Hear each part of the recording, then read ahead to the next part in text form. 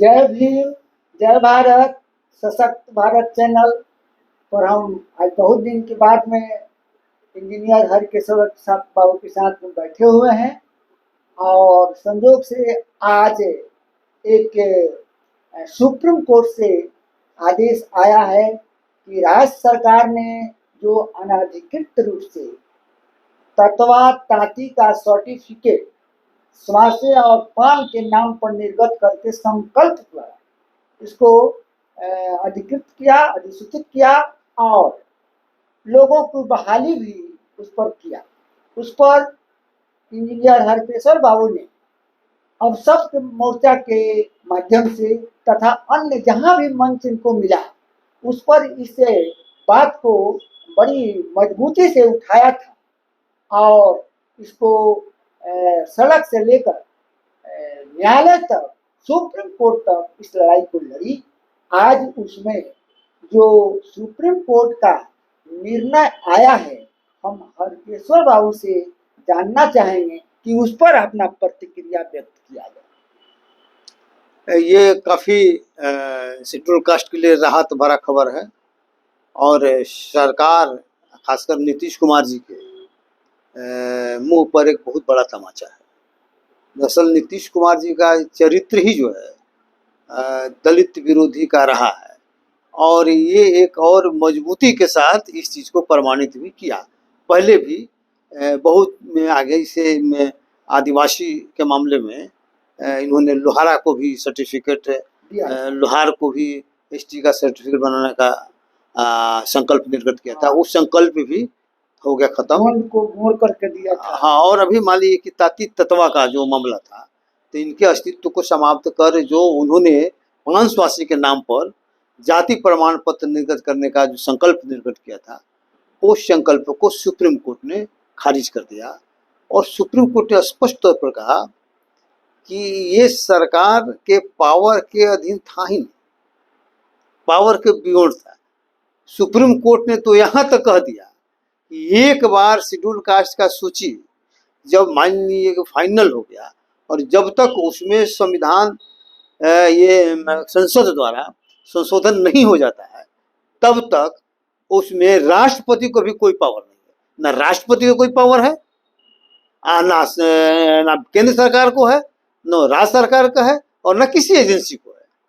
इतने यहाँ तक वाले के बाद का 341 में, हाँ 341 में, इसके बावजूद भी नीतीश कुमार ने शेड्यूल कास्ट को हरास करने के लिए तरह तरह का माल्य कांड किया। पहला दलित महादलित किया, उसके बाद आदिवासी के नाम पर लोहार के नाम पर जो है ना उन्होंने इनको एसटी का सर्टिफिकेट निर्गत करने का संकल्प निर्गत किया। उसके बाद ताती तत्वा का मालिक हुआ। अभी एक और खतमे का मामला हुआ और चल रहा है अभी सुप्रीम कोर्ट में, वो भी अभी पेंडिंग है, वो भी रिजल्ट मान ली क्या आएगा नहीं समझा, अभी चूंकि हाई कोर्ट में ही है। तो स्थिति ये मान ली हो रही है कि ये शेड्यूल कास्ट के साथ ही नहीं, ये उन लोगों के साथ भी बहुत बड़ा हो गया कि जो ताती तत्वा है। अब वो क्या करेंगे, उनको आपने कास्ट सर्टिफिकेट इशू कर दिया और वे मालिक पद पर चले गए, ठीक है, और उनके साथ भी अन्याय आपने कर दिया। तो आप एक तो दो जातियों को लड़ाने का काम किया वोट के चलते, ये चूंकि सोशल इशू था और सोशल इशू को अपने पॉलिटिकल इशू में बदल के अपने व्यक्तिगत स्वार्थ में, तो ये दुर्भावनापूर्ण। कोर्ट ने भी कहा शेड्यूल कास्ट के अधिकार को छीन करके और जो इसके काबिल नहीं है उसको इसको दिया, हाँ वो वही तो सबसे बड़ा दुर्भावनापूर्ण। तो इसीलिए वो कहा कि ये सुप्रीम कोर्ट ने तो कहा कि ये दुर्भावनापूर्ण और बदमाशी है, दुर्भावनापूर्ण और एक सरकार की बदमाशी है। और एक नया चीज ये बात बोला कि जैसे इन्होंने कहा कि हमने तो कुछ नहीं किया, ये जो अति पिछड़ा वर्ग का आयोग था उसका जो रिपोर्ट था उसी के रिपोर्ट को मैंने लागू कर दिया। तो बोला कि इनको मालूम था, सरकार को मालूम था कि मेरे कॉम्पिटेंसी में है नहीं, इसके बावजूद भी उन्होंने किया। तो ये दुर्भावनापूर्ण मान लेके था, माना जाना चाहिए दुर्भावनापूर्ण और बड़ा एक तरह से कटाक्ष मान लेके बिहार सरकार पर मान लीजिए किया। पहले भी किया था, जो ताती वाला मामला था लोहार वाला में, उनमें तो उनको 5 लाख का आर्थिक दंड भी लगाया था। इसके बावजूद भी नहीं चेत रहे हैं। हम लोग तो समझते थे कि सबसे योग्य व्यक्ति, जानकार व्यक्ति, संविधान के जानकार व्यक्ति नीतीश कुमार हैं। ये लॉ एंड ऑर्डर को मानने वाले लोग हैं, कानून के इधर उधर जरा भी नहीं जाएंगे। लेकिन अब तो स्पष्ट हो रहा है कि कानून को, संविधान को तोड़ने वालों में सबसे अगर देश में टेका कोई है तो मिस्टर नीतीश कुमार है।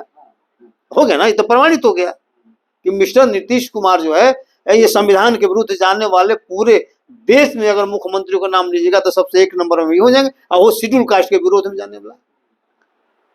तो अब तो मान लीजिए अब चिराग पासवान है, अब मान लीजिए वोट के लिए उनका जो भी मान लीजिए कि नमक तेल लगा लें, है कि नहीं, घी लगा के उनको साफ सुथरा करें, जीतराम मांझी करें, लेकिन उनका चेहरा तो उजागर हो गया। और इन लोगों का भी चेहरा उजागर होगा, सपोर्टर लोगों का भी, कि आप मान लीजिए कि तुम गए हो वहां और उसको चेहरा चमकाने के लिए। जो आदमी समाज का सबसे बड़ा दुश्मन के तौर पर काम किया, उसके साथ तुम चले गए, ये मान लीजिए की स्थिति है।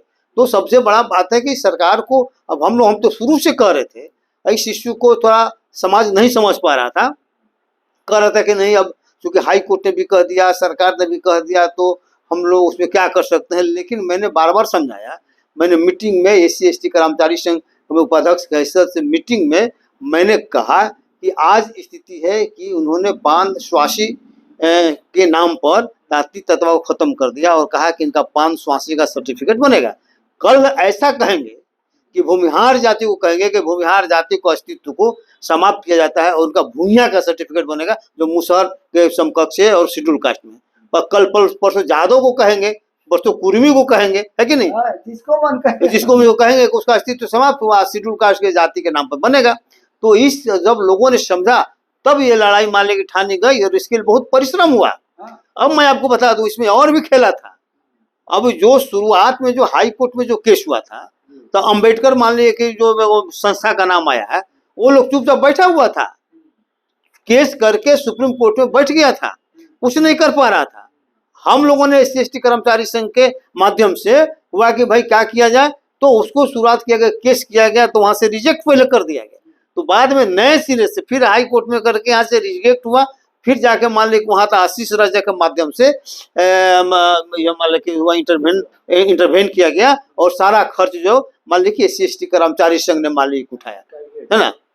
तब मान लीजिए करके इस तरह का निर्णय आया। उसमें मेरा भी देवेंद्र रजक का और सब टोटल SC/ST कर्मचारी संघ का मालिक बहुत बड़ा रोल मान लीजिए उसमें रहा है, और आशीष रजक मालिक तैयार हुए तो उनके भी प्रति भी बहुत बड़ा मालिक हुआ है।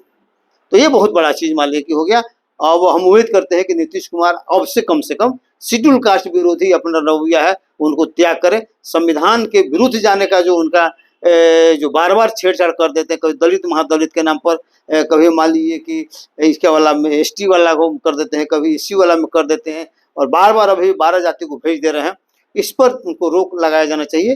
क्यों कि आप एडवोकेट हैं, आपको मालूम है कि 1976 के बाद प्रेसिडेंशियल ऑर्डर 1976 के बाद शेड्यूल कास्ट और शेड्यूल ट्राइब्स का लिस्ट जो फाइनल हो चुका है, ये अंतिम सूची हो गई है और इस सूची में कोई फेरबदल नहीं हो सकता है, यह स्पष्ट मान लीजिए कि है। इसके बावजूद भी लोग बाज नहीं आ रहे हैं, है ना। तो ऐसे लोगों को बाज आना चाहिए। ये सुप्रीम कोर्ट का साफ साफ मान लीजिए एक तरह से डायरेक्शन मान लीजिए, ऐसे लोगों को बचना चाहिए, ठीक है।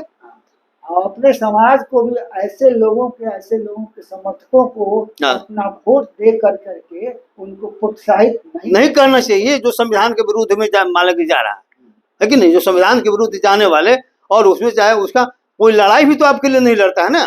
सबसे बड़ा सवाल है कि इसकी लड़ाई तो लड़ा SC/ST कर्मचारी संघ ने लड़ा, खर्चा वो मान लीजिए किया, इंदिरा जय सिंह को हम लोगों ने हायर किया, ठीक है। लेकिन मान लीजिए कभी को वोट जब बारी आएगा तो उसको विरोध करके आप RJD को वोट दे दीजिए। RJD को इसमें क्या योगदान है? इसमें कोई योगदान तो RJD को नहीं है ना, कोई लड़ाई में कोई योगदान नहीं है, कोई ना सपोर्ट किया। चाहे उनके साथ 17 महीने सरकार भी बनी तो उन्होंने इस चीज को नहीं उठाया कि तुमने गलत काम क्यों कर दिया भाई। कहने का मतलब कि जो भी पॉलिटिकल पार्टियां हैं वो सब इस बिंदु पर एक रही है, पॉलिटिकल इशू से देखती है, सोशल इशू पर नहीं देखती है, जिसके चलते समाज का कबाड़ा हो रहा है, ठीक है।